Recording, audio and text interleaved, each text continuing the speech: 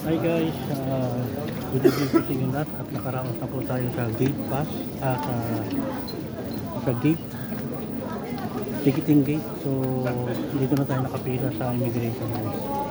Yung mga tao guys. So nakalusot po yung ating luggage 21.30 kg and then yung hindi naman sila nag-check-in hindi naman sila nag-check ng kg dito sa hand carry.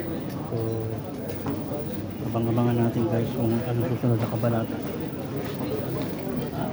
So this is it na guys. So ito na yung mga time na kinakasama-sama ng mga OFW.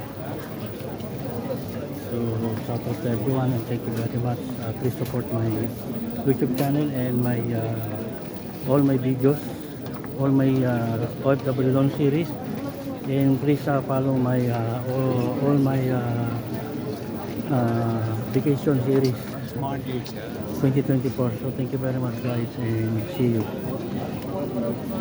Bigyan ko kayo mamaya ng update kung pagtapos nito sa immigration. Thank you guys.